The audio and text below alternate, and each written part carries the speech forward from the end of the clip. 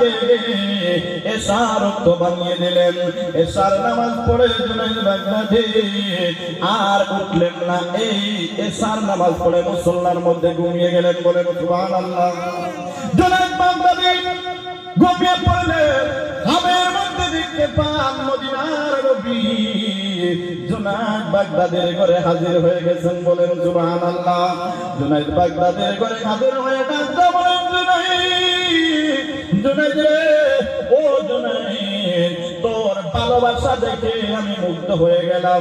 জুনাইদ রে, আমার আহলে বায়াতের সঙ্গে বেয়াদবি করছস না রে জুনাইদ। ও জুনাইদ, তার জন্য আমি নবী তোরে জুনাইদ আমার বানাইয়া লইলাম। বলেন সুবহানাল্লাহ।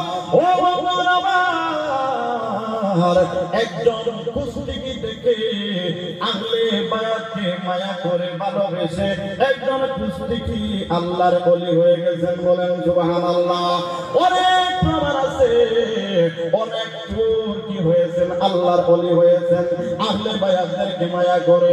অনেক ডাকাত আল্লাহর ওলি হয়ে গেছেন আহলে বায়াতদেরকে মায়া করে।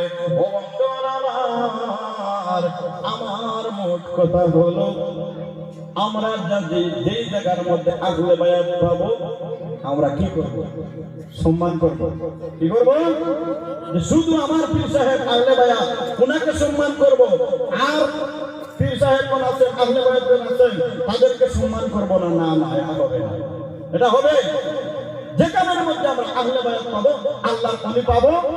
আমরা সুন্নি ভাইরা, আপনাদের কাছে আমার বড় জোরে অনুরোধ, আমরা অলিভক্ত মানুষ, নবীভক্ত মানুষ, নবী আহলে বায়াতদেরকে আমরা সম্মান করব, আল্লাহর ওলিদেরকে আমরা সম্মান করব। রাজি